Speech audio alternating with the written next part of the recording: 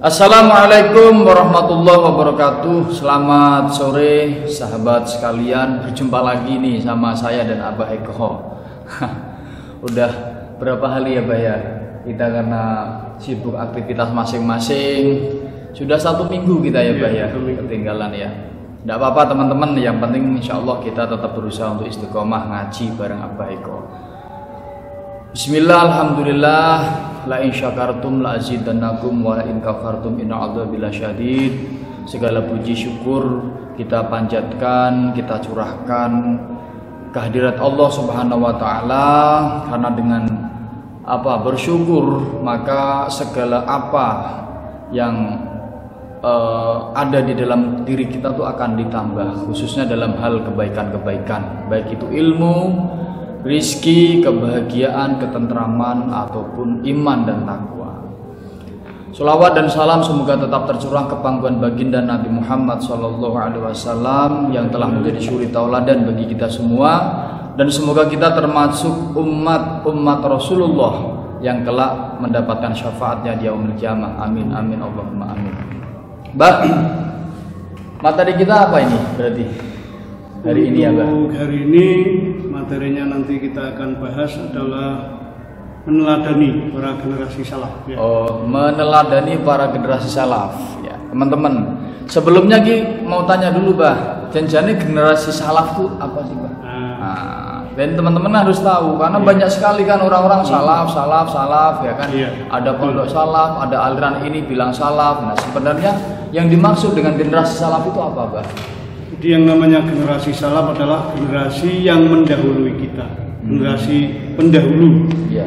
Nah, hanya permasalahannya kemudian setelah ada nama generasi salaf, ada yang niru-niru dengan menyebut atau mencatut nama salaf, tapi nama salafnya tidak dipergunakan untuk maksud seperti yang dikehendaki oleh Kanjeng Nabi. Oh gitu. Yang dimaksud atau dikehendaki Kanjeng Nabi yang seperti apa Pak? Jadi yang dikehendaki oleh Kanjeng Nabi adalah yang disebut generasi salaf adalah 3 generasi awal daripada masa Islam.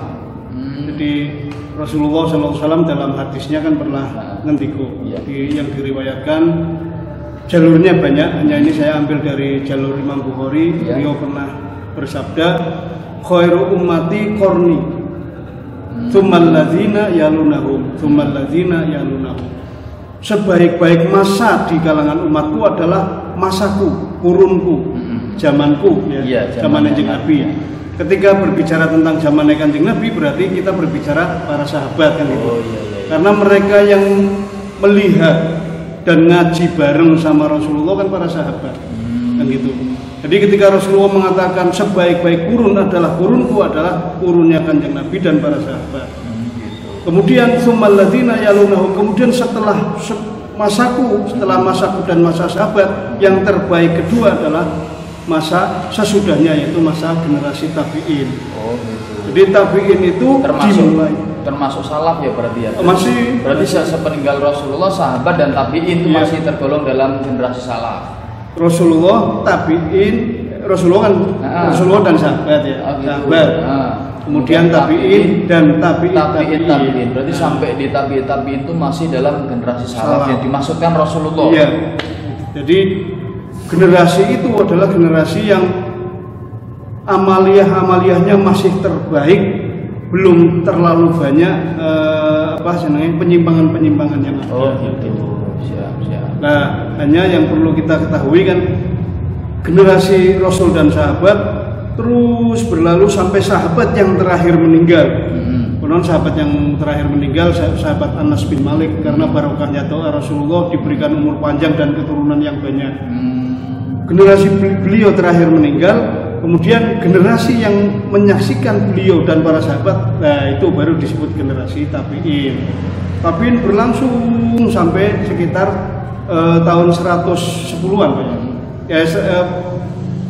pokoknya setelah itu kemudian generasi tabi'in terakhir meninggal, nah baru diganti atau disebut generasinya dengan tabi'in, penerusnya tabi'in. Berarti itu yang dimaksud dengan generasi salaf itu adalah 3 generasi dari mulai masanya Rasulullah, sahabat, tabi'in dan tabi'in. Nah, dan di 3 masa itulah kitab-kitab atau buku-buku keemasan Islam lahir. Termasuk tokoh-tokoh keemasan Islam lahir di 3 generasi itu. Berarti termasuk para imam madhab itu di situ ya? Iya. Ya kawan-kawan, itu ya. Nah setelah ini nanti akan disampaikan oleh Abah Eko Wardoyo terkait apa-apa yang bisa kita teladani, apa yang bisa kita contoh, yang bisa kita lakukan, yang bisa kita petik dari generasi salaf. Sebagaimana yang tadi generasi salaf itu sudah disampaikan oleh Abah Eko Wardoyo. Monggo Bah, silakan. Assalamualaikum warahmatullahi wabarakatuh. Waalaikumsalam warahmatullahi wabarakatuh. Bismillahirrahmanirrahim. Alhamdulillahirabbil alamin. Wassalatu wassalamu ala sayyidina Muhammadin wa ala alihi washabihi ajmain. Amma ba'd. Para pemirsa channel YouTube M. Joharuddin yang saya hormati dimanapun Anda semuanya berada, ya. Karena kita membuat acara untuk bisa ngaji bareng. Iya betul. Meskipun kemarin ada waktu terlewat karena kesibukan, tapi tidak masalah. Tidak masalah ya Pak. Ya. Allah lebih tahu kalau itu tidak kita sengaja, tapi karena memang kesibukan. Nah ini ngaji selanjutnya adalah memang karena ini masih tren, maksudnya masih tren, masih jadi pembicaraan. Gitu. Jadi kita ingin memunculkan ini sehingga kita juga bisa mengetahui bahwa ada bedanya antara generasi salaf dan ada bedanya dengan salafi, kan gitu. Oh, gitu. Ada bedanya ya Pak ya? Iya, yang salafi yang sekarang yang dimaksud bukan generasi salafi yang dimaksudkan oleh Rasulullah. Padahal banyak sekali itu Pak di internet. Iya. Ajakan-ajakan untuk bisa ikut kembali kepada salafi itu. Bedanya apa, Pak? Kalau ajakan untuk kembali ke generasi salaf betul. Bagus. Tapi betul. Nama salafi ini hanya mencatut toh. Oh, gitu. Bukan yang dimaksud ini. Beda. Gitu. Beda ya. Berarti salafi itu kayak kelompok nama, ya? Iya, itu nama hanyalah nama dan kelompok. Dan yang saya maksud ini bukan yang itu. Oh, gitu. Beda berarti ya. Beda. Ya. Jadi memang Rasulullah mengatakan bahwa generasi terbaik yang ada di umat ini adalah di 3 generasi awal itu. Memang Rasulullah sesuai dengan nubuah yang beliau dapatkan dari Allah Subhanahu wa taala, dan beliau memang tahu bahwa keimanan yang masih sangat murni, termasuk kecintaan yang masih sangat dalam terhadap Rasulullah adalah di 3 masa awal itu. Kan gitu. Nah, di 3 masa itu termasuk amaliyah Rasulullah betul-betul murni, sekaligus Islam itu betul-betul berkembang pesat, sekaligus nurnya betul-betul mercusuar di dunia ini, kan gitu. Jadi memang Amit Pak. Jadi kayak di pondok-pondok pesantren, kemudian ngaji-ngaji kiai itu yang dipakai sebagai rujukan kitab-kitab di masa kejayaan itu ya. Betul. Jadi rujukan terdasarnya, rujukan paling paling akhirnya itu di 3 masa itu ya. Iya. Sehingga generasi termasuk golongan Ahlus Sunnah wabil khusus yang ada di Indonesia, terutama Nahdlatul Ulama dan Muhammadiyah dan lain-lain ya. Yang mereka maksud dengan mencontoh generasi salaf itu adalah generasi-generasi yang awal ini, seluruh perbuatannya. Lah, kenapa saya angkat? Karena memang sudah menjadi sudah bukan rahasia umum ya, sudah bukan rahasia umum bahwa kebiasaan-kebiasaan salaf pertama yang banyak dilakukan oleh mereka di zaman mereka sehingga Islam mencapai ketinggian dan mencapai kemuliaan yang sangat. Itu di zaman-zaman sekarang ini, meskipun orang mengatakan penuh dengan kemajuan, tetapi akhlak-akhlak generasi di awal-awal itu malah justru semakin hilang. Oh gitu. Iya, justru makin hilang. Jadi di masa sekarang, walaupun sepintas lalu Islam nampak maju, nampak jaya, tapi akhlaknya ya berarti ya yang hilang dari contoh-contoh generasi salaf yang sebenarnya dia Pak. Bukan hanya akhlaknya Pak, amaliyah generasi salaf awal sudah sangat sulit kita dapatkan di zaman di era sekarang ini. Contohnya contohnya Pak. Contohnya ya, jadi di generasi salaf mungkin saat ini mungkin kita hanya bisa membedah 2 atau mungkin maksimal 3 mungkin. Iya. Besok kita siap, cari lagi. insyaallah. Itu salah satu contoh ya. Orang-orang generasi salaf pertama yang perlu diketahui Pak Jo, mereka itu terbiasa dengan menghidupkan malam, terbiasa dengan menghidupkan malam. Ya. Nah sekarang kan sulit sekali. Apa turunnya ya, bahkan di generasi salaf yang pertama, generasi Rasulullah, itu bahkan sholat malam bagi mereka wajib. Berarti kayak tempat-tempat ibadah masjid itu ramai ya Pak ya? Iya, di generasi awal kan memang sebelum sholat disyariatkan, sholat disyariatkan kan di tahun ke-10 Hijriah. Oh iya. Nah sebelum itu kan Rasulullah diwajibkan sholat juga, tapi yang pertama diwajibkan yuk menghidupkan malam. Sholat malam. Berarti sebelum diturunkan sholat 5 waktu sudah ada sholat malam. Sudah ada sholat malam. Iya. Makanya Rasulullah dan para sahabat-sahabat awal itu sudah sangat terbiasa karena ya itulah sholat mereka di awal-awal sehingga di dalam gambaran-gambaran Al-Quran ya, mereka itu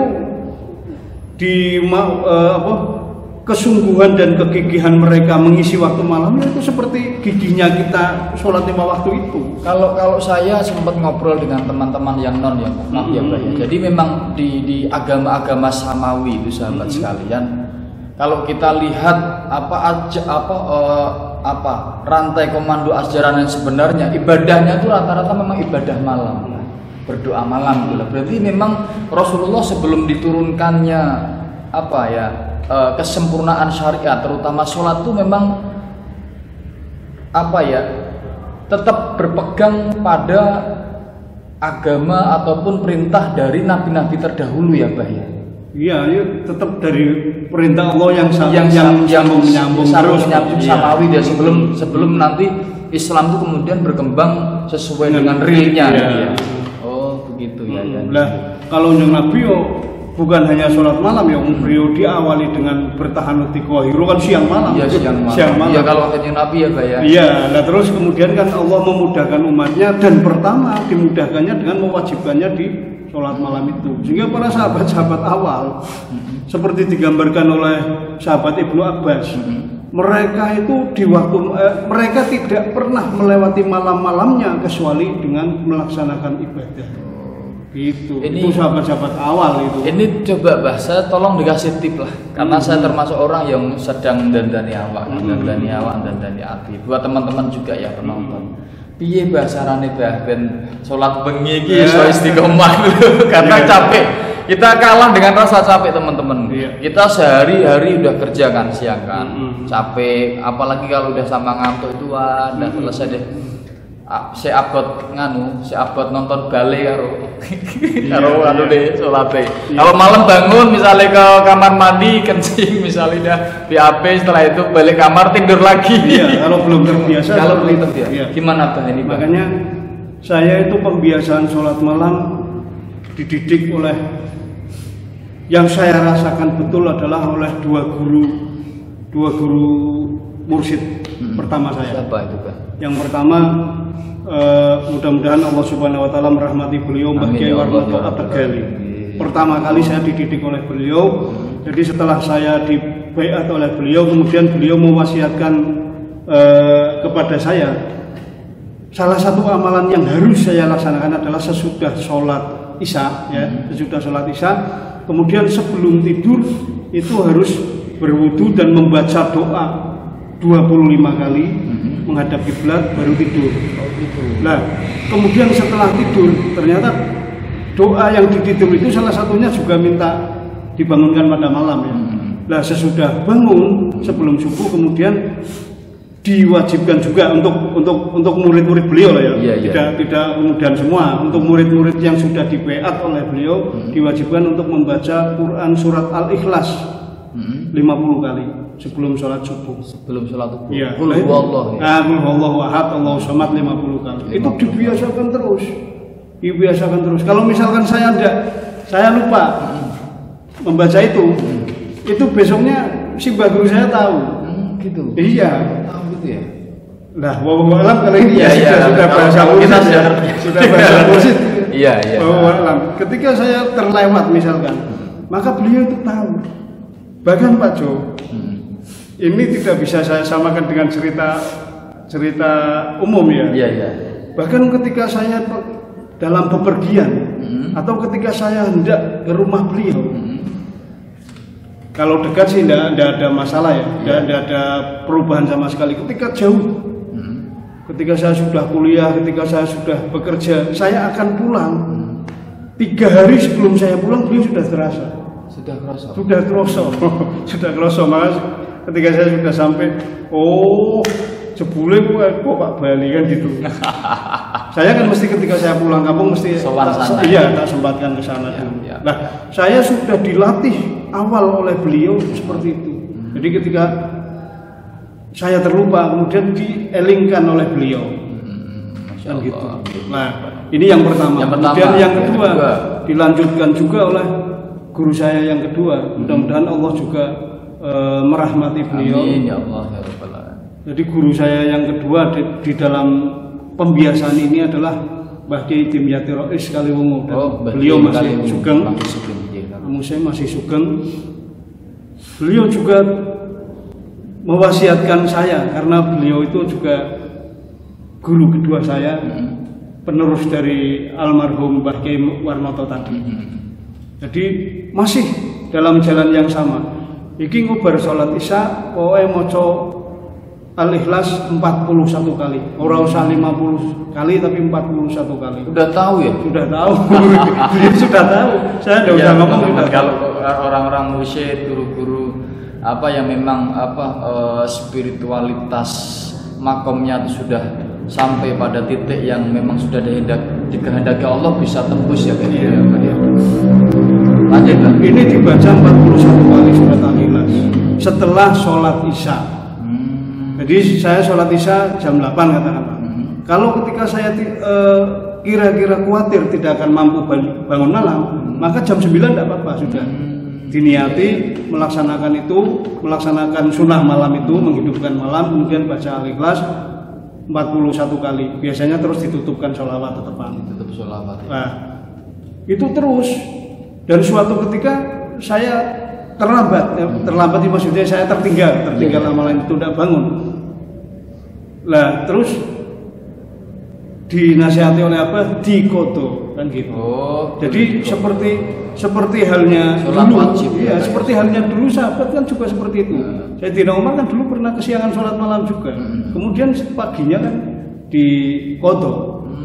Karena memang tidak ada niat sama sekali untuk meninggalkan karena mungkin kecapean dan sebagainya, dan tidurnya itu sudah merupakan nikmat toh. Ya dikodo besoknya niat ingsun yo ngodo untuk sholat malam tadi malam kan gitu. Jadi saya setiap kali pada saat malam nyanda tetap tak kodo. Jadi tidak terbiarkan satu waktu yang saya tidak melakukan amaliyah tambahan untuk menghidupkan malam. Entah itu adaan pada waktu malam itu atau setelah saya tertinggal kemudian saya kodo kan gitu. Saya tidak meninggalkan itu maksudnya untuk membiasakan supaya ketika sudah terbiasa menjadi kebiasaan kan betul harus. Ya. Lanjut juga harus seperti itu. Oh iya siap. Oleh dipaksa gitu. Oke, bismillah ya Allah ya kan. Jangan sampai ketika ada kebaikan terus terlewat sedikit terus dibiarkan saja. Sebab ketika kebiasaan terus terlewat sedikit dibiasakan itu akan merembet. Jadi meninggalkannya itu sudah wis biasa toh gitu loh. Makanya ini mungkin rahasianya kenapa guru-guru saya kemudian ketika malam terlambat kemudian dikodo. Kalau Mbah Kiai Warnoto saya tertinggal malah kirim utusan. Kirim utusan disuruh mengkodo sama. Oh iya. Diwaca saya kira. Nah, inilah mungkin caranya kita yang belum terbiasa untuk membiasakan daripada menghidupkan waktu malam. Misalnya gini, Pak. Kita kan masih domtek gitu kan bangun malam. Terus misalnya pagi kita sholat duha. Berarti setelah sholat duha boleh diqadha itu ya. Biniati untuk mengistiqomahkan sholat malam. Ya tapi teman-teman tetap berusaha semaksimal mungkin dilawan, dipaksa badannya untuk malam sepertiga malam bangun ya sholat. Karena memang saya rasakan gitu, Pak. Malam itu kalau kita bangun, kita sholat, kita zikir, ada sesuatu yang tidak tahu dari mana di dalam hati itu tentram gitu loh, nyaman, ya kan, damai, ora kemrungsung. Kita malah sebagian besar kita malah belum tahu bahwa itu adalah kewajiban di generasi awal. Iya, bangun malam itu menghidupkan. Iya, makanya kayak tadi kan generasi awal. gitu ya. Berarti memang itu sebuah rutinitas yang sepintas selalu seperti wajib sebelum perintah sholat 5 waktu itu diturunkan. Betul. Ya sahabat sekalian, Masya Allah ini luar biasa ya. Nah, sehingga setelah sholat 5 waktu kemudian diwajibkan pun karena mereka sudah terbiasa di generasi awal itu sudah terbiasa, akhirnya yang di sekarang ini kita kenal sebagai sunnah, dulu mereka sudah terbiasa sekali. Bahkan ketika mereka meninggalkan, podo kelangannya seperti kita kelangan melakukan sholat fardu. Terus sekarang gini, Mbak, kan ada teman-teman yang misalnya kerja di perusahaan, kerja di pabrik yang shift 2 shift itu, kan berangkat misalnya jam 10 malam, kan sampai pagi, itu kan kita kerja terus ya kan, gimana itu solusinya, Mbak? Nah, inilah kita supaya tahu ada bedanya antara sholatul lail dengan qiyamul lail. Oh gitu. Nah, apa, Mbak? Sholatul lail apa, qiyamul lail apa? Jadi salah satu di antara bentuk menghidupkan malam itu adalah sholat. Itu salah satu. Oh iya. Terus ya. Salah satu daripada bentuk kita menghidupkan malam adalah sholat. Adalah sholat. Sholat tahajud itu. Sholat tahajud, atau sholat ya. hajat. Lah, waktu yang hal yang lain yang dimaksud dengan menghidupkan malam adalah segala apapun yang mengingatkan kita kepada Allah Subhanahu Wa Taala. Yang kita betul-betul menghadapkan hati dan pikiran kita kepada Allah Subhanahu Wa Taala. Dalam bentuk apapun. Itu yang dimaksud qiyamul lail. Oh iya, sahabat ya, beda. Ya jadi sholatul lail itu adalah bagian dari qiyamul lail. Iya. Meskipun itu dengan baca zikir, baca sholawat dan seterusnya. Mohon maaf ini, Mbak. Berarti teman-teman yang kerja shift itu berarti kerja bisa sambil baca sholawat, bisa sambil bisa zikir. Sekali. Bisa. Walaupun gini, Mbak, kan kita kerja misalnya kan berhadapan dengan mesin kan. Walaupun pokoknya sholawat. Ya kan, pikiran kita kan tetap konsentrasinya kan ke pekerjaan. Bisa itu, Pak? Bisa. Walaupun pikiran kita kan tidak langsung menjurus satu-satunya ke Allah. Tidak apa-apa. Karena memang termasuk kehusuan itu kan juga proses. Oh iya. Tidak semua orang bisa khusyuk. Bahkan yang kiai-kiai sekarang ini juga belum tentu semuanya khusyuk. Tapi Allah Subhanahu Wa Taala itu tahu bahwa itu proses. Kalau urusan itu adalah sudah masalah kehusuan itu di samping itu rahasia pribadi sekali ya antara orang itu dan Allah yang lebih tahu. Memang usahanya betul-betul sudah lama dan sudah bisa menjauhi dunia dari hatinya. Nah itu baru khusyuk, teman-teman. Tapi ketika kita niat menghadap Allah Subhanahu Wa Taala meskipun tidak khusyuk, belum khusyuk dengan apapun Allah Subhanahu Wa Taala tetap akan menyambut kita. Wong kita datang dengan berjalan, Allah akan menyambut dengan berlari, kan gitu. Kita berjalan dengan berlari, Allah Subhanahu Wa Taala lebih lagi daripada kita, kan seperti itu. Terus sekarang, Mbak, kalau teman-teman yang perempuan ya, teman-teman wanita itu kan ada datang bulan, itu gimana, Mbak? Menghidupkan malamnya itu gimana? Kan kita nggak boleh sholat kan? Iya. Pegang Quran juga nggak boleh. Iya. Gimana? Apa molor aja berarti seminggu molor? Yang pertama jelas ya untuk wanita kekhasan ibadahnya juga kan beda dengan laki-laki. Iya. Karena kadang-kadang kewajiban wanita ketika sudah diminta suaminya itu berbeda kewajibannya dengan kita kan gitu. Itu satu. Betul. Tetapi ketika seorang wanita sedang datang bulan, bisakah mereka tetap untuk menghidupkan malam? Bisa. Termasuk salah satunya mereka zikiran dengan potongan-potongan ayat Al-Quran juga boleh kan? Boleh ya, betul. Nah selain itu sholawat, sholawat tentu terus bermimil di dalam hati kan bisa. Kalau tidak berbuat apapun yang baik kira-kira kepada suaminya itu juga diniati, tapi dengan diniati. Yang membedakan kan dengan diniati. Iya betul. Jadi tidak sembarangan, tidak semua amal kemudian sama.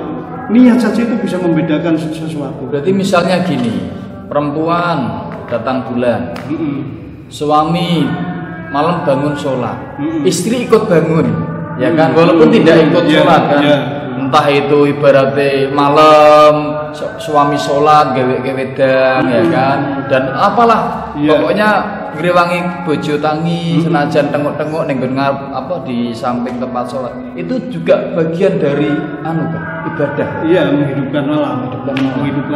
Boleh. Malah Pak Jo itu nanti kalau yang bangun yang bayai sholat ya. Malah ada contoh-contoh menghidupkan malam yang luar biasa yang mungkin bagi kita sebagian kecil lah atau sebagian terbesar saya tidak tahu ya. Ketika diomongi itu usaha menghidupkan malam mereka mungkin tertawa kan gitu. Salah satu contoh.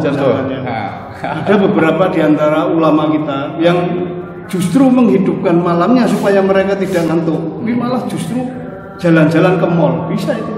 Iya, tapi kan mereka punya zikiran tertentu. Jadi ke sana itu dengan zikir juga tetap zikir, menghidupkan zikir mereka, hati mereka untuk tembus kepada Allah Subhanahu wa taala. Tapi tentu saja kan dengan diawali tata cara zikir dulu tuh dengan berwudu dan sebagainya. Aku tuh dulu pernah melakoni ilmu zikiran karo pelaku-pelaku itu semalam gitu.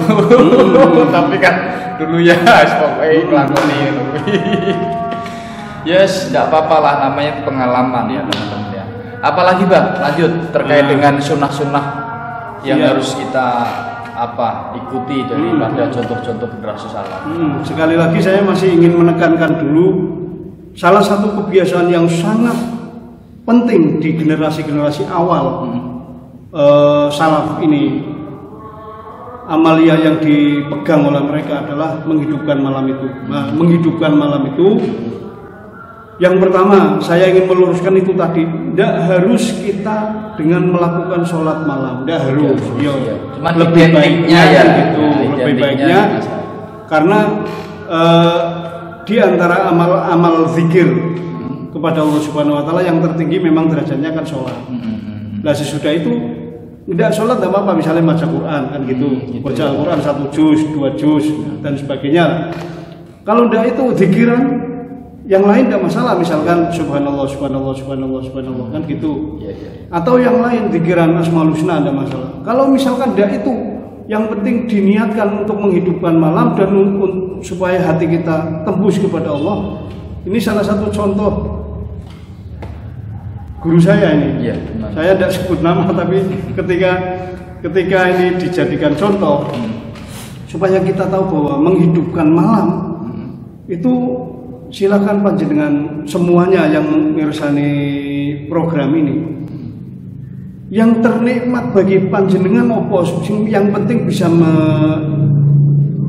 menyatukan hati kita kepada Allah Subhanahu wa taala, pikiran kita kepada Allah Subhanahu wa taala. Dulu saya punya guru, itu gurunya senengnya ngerokok. Senengnya ngerokok. Tapi guru ini kan punya keahlian. Punya keahlian bisa dengan pijit-pijit pasien lah, dengan pijit pasien, dan juga kalau misalkan tidak pijit pasien juga bisa kadang-kadang diminta mendoakan gitu. Lah beliau setiap malam sesudah ba'da isya itu nanti jam 9 itu keluar.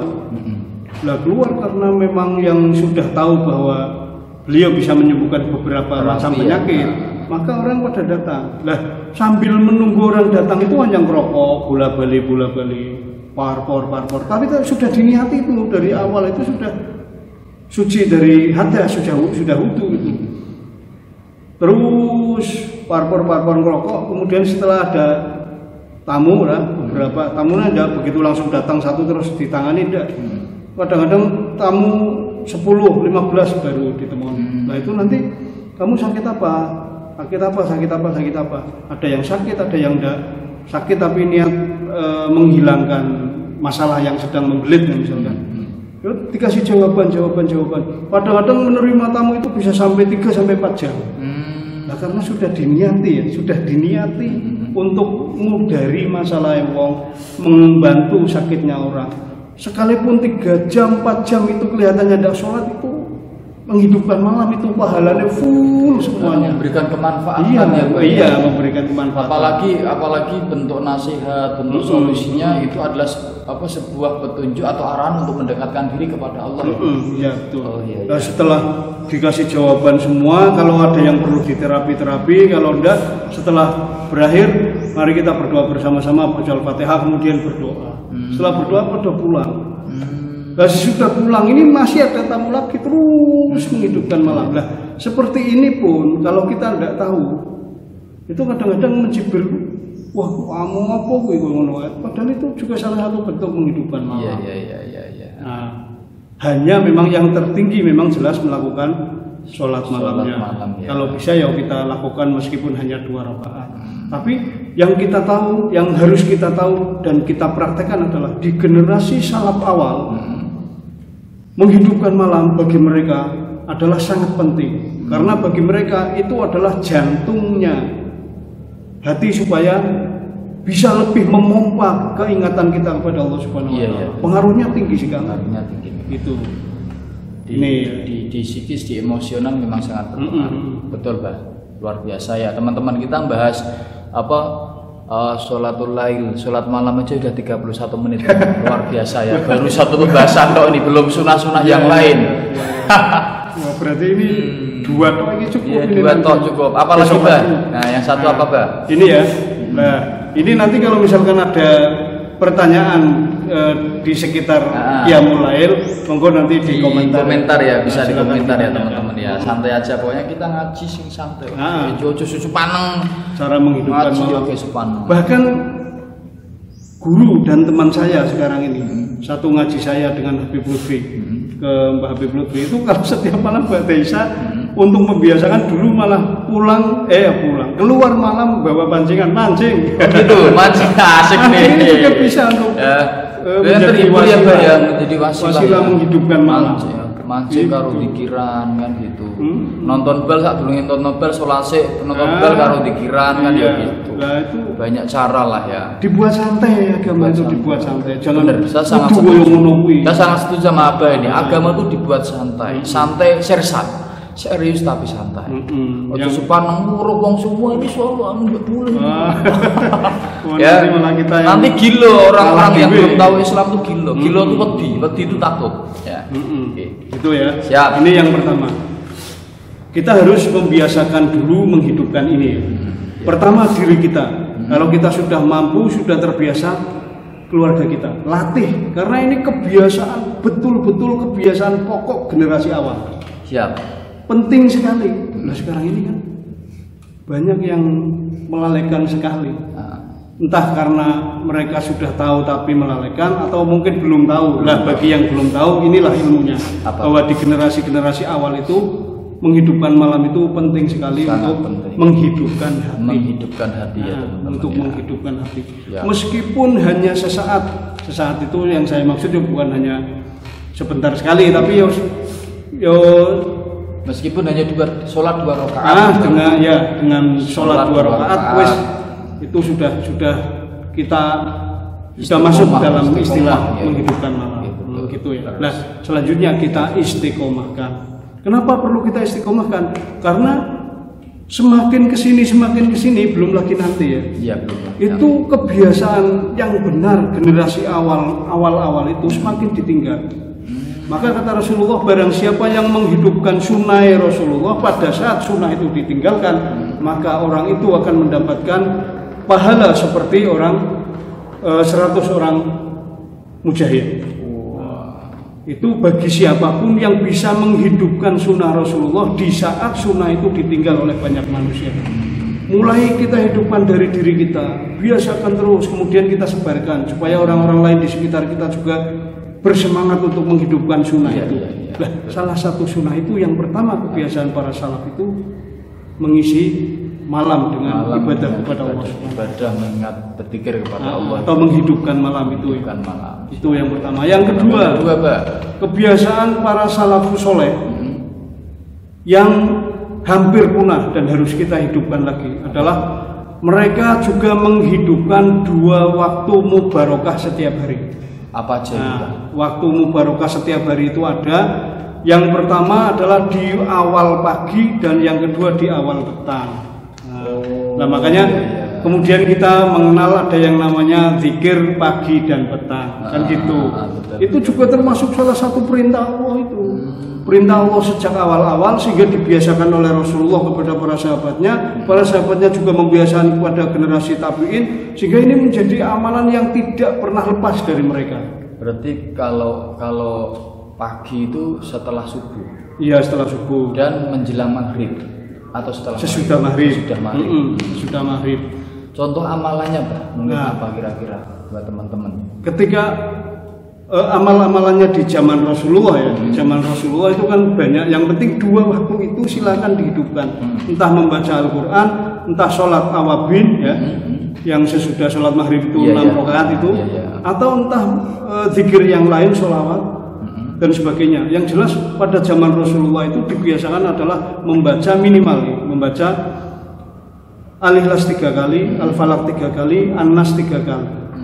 Jadi di waktu-waktu mubarakah itu mereka tidak membiarkan waktu itu, bahkan berdoa untuk kebaikan kita dan keluarga kita, baik untuk kebaikan dunia atau akhirat, itu mereka lakukan. Terus setiap hari.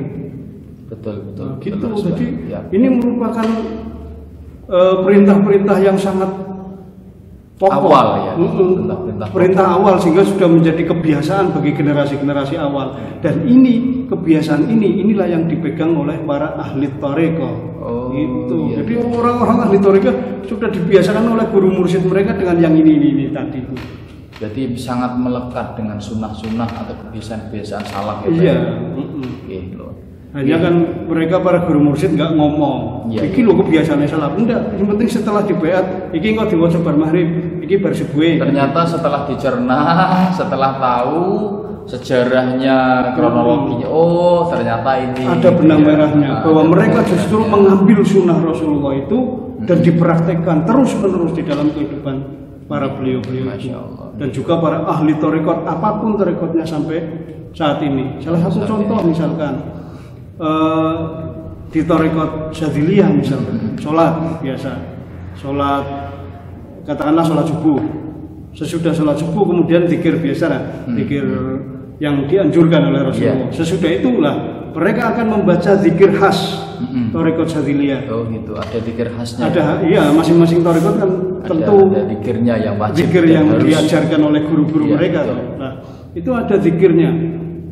Ini untuk thariqat Syadziliyah misalkan, membaca istighfar dulu 100 kali. Istighfar 100 kali juga ini sunnah ini. Rasulullah kan wallahi, jadi Rasulullah sendiri mengatakan, saya itu ketika dalam satu hari itu membaca istighfar minta ampun kepada Allah itu lebih dari 70 kali. Di lain riwayat minta ampun kepada Allah 100 kali, kan gitu. Ini Rasulullah. Iya. Rasulullah saja sudah dijamin masuk surga, sudah dijamin kebenaran dan kesuciannya, masih membaca istighfar. Ini kita kan kadang-kadang nggak tahu bahwa itu sunnah Rasul. Jadi sunnah bukan hanya sholat toh. Iya, betul. Rasulullah sampai mengatakan wallahi kan saking pentingnya. Iya, saking pentingnya istighfar. Wallahi inilah astaghfirullah ta'ala wa atubu ilaihi fil yaumi mi'ata marrah. Di dalam satu riwayat lagi sab'ina marrah. 70 kali. Dalam satu riwayatnya yang satunya lagi 100 kali. Ini kan sunnah ini. Sunnah, iya. Kan gitu lah. Di thariqat Syadziliyah itu 100 kali dulu istighfar, kemudian disusul sholawat 100 kali. Sholawat Jibril itu. Kemudian setelah itu disusul dengan tahlil la ilaha illallah 100 kali. Sesudah itu kemudian baca doa dengan menghadirkan hati dan pikiran kepada Allah Subhanahu wa taala. Ilahi anta maksudi waridhoka matlubi, 3 kali difokuskan kepada Allah Subhanahu wa taala. Sudah itu baru membaca Al-Ikhlas, Al-Falaq, An-Nas masing-masing 3 kali. Diakhiri ayat kursi 1 kali. Nah, ini dibaca setiap pada subuh, setiap pada maghrib. Ini melatih awal hari dan akhir hari. Awal pagi dan akhir petang. Dan itu dilatih. Di dalam thariqat yang lain misalkan Thariqat Tijaniyah ada tambahan Hampir setengah. sama. Hampir sama tapi jumlah hitungannya yang beda. Oh, gitu. Dan di Thariqat Tijaniyah misalkan ada kewajiban membaca sholawat Al-Fatih, sholawat Fatih ya, 41 kali. Tapi ini intinya itu tadi menghidupkan waktu mubarakah itu. Karena boleh dengan melaksanakan apapun, bahkan berdoa untuk kebaikan dunia dan akhirat kita boleh. Gitu. Berarti waktu mubarakah itu berbeda dengan waktu-waktu mustajab ya Pak? Beda. Lain kali aja kita bahas waktu Iya, mustajab. iya, iya. Wah nanti dibahas Iya, semua, iya. tidak cukup teman-teman ya waktunya. Siap. Ada waktu-waktu mustajabah, ada waktu-waktu mustajabah dengan saat-saat mustajabah sama ya. Ada tempat-tempat mustajabah juga. Ada juga. Wah keren ini nanti dibahas teman-teman ya. Iya supaya kita terbiasa ya. Iya kita belajar konsidik lah ya. Kita alon-alon belajar ajaran atau pikiran ajaran atau hati. Bismillah. Bismillah moga-moga apa yang kita ikhtiarkan, apa yang kita istiqomahkan diridhoi oleh Allah Subhanahu wa taala ya Pak ya. Terus satu lagi nih Pak Jo, barangkali nanti panjenengan semua sering kali mendengar kata-kata rotibul hadad, rotibul atos, rotib kubro, rotib mansub, rotib alidrus. Itu juga adalah kebiasaan melakukan zikir pagi dan petang yang dilakukan oleh teman-teman kita para jamiah Thariqat Alawiyah, para Bani Alawi, turunan Bani Alawiyin, Imam Ali bin Ubaidillah itu semuanya ketika pada maghrib itu mereka membaca rotib, rotib entah itu rotib haddad, rotib atos dan sebagainya.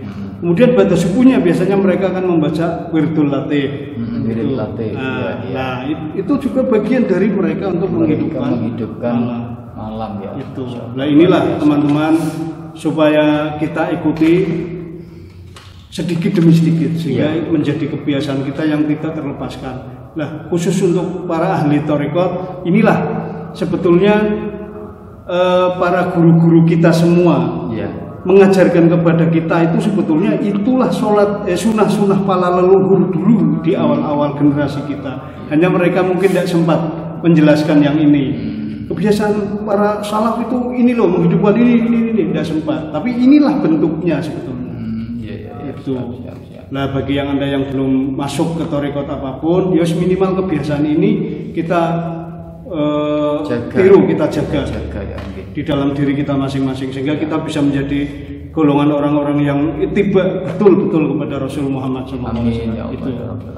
Ini dua ini. Siap. Kira-kira cukup dua aja dulu ya. Ya cukup dua dulu Pak. Luar biasa sudah 45 menit. Ya teman-teman, Masya Allah ya, Subhanallah. Ini kita ngaji hari ini banyak dapat penyegaran ya. Kita semua tahu lah kalau sholat malam, qiyamul lail itu sesuatu yang baik, yang bisa membangun hati kita, mencerahkan pikiran kita. Cuman ini sebagai pengingat. Jadi apa yang disampaikan Abah tadi itu menjadi pengingat buat kita, menjadi pemompa memotivasi kita untuk kembali terbangun hasratnya untuk menghidupkan malam dengan berzikir, sholat, mendekatkan diri kepada Allah. Yang pertama, yang kedua, waktu-waktu mustajabah tadi. Waktu-waktu apa tadi? Waktu mubarakah. Waktu-waktu mubarakah, waktu-waktu yang sangat dianjurkan oleh generasi salaf untuk kita mendekatkan diri kepada Allah, yaitu di awal siang, awal pagi dan akhir petang ya. Nah, itu silahkan teman-teman semua sahabat sekalian punya amaliyah apa, punya kebiasaan zikir apa, silahkan waktu-waktu itu dihidupkan dengan memperbanyak mengingat kepada Allah Subhanahu wa taala. Gitu baik kok. Sementara itu berarti oke siap. Ada sholawatnya ada ini. Ayo kita sholawat bareng-bareng apa? Sholawat apa? Tibil qulub. Ya, tibil qulub yuk. Bismillahirrahmanirrahim. Allahumma sholli ala sayyidina Muhammadin tibbil qulubi wa dawaiha wa afiyatil abdani wa shifaiha wa nuril absari wa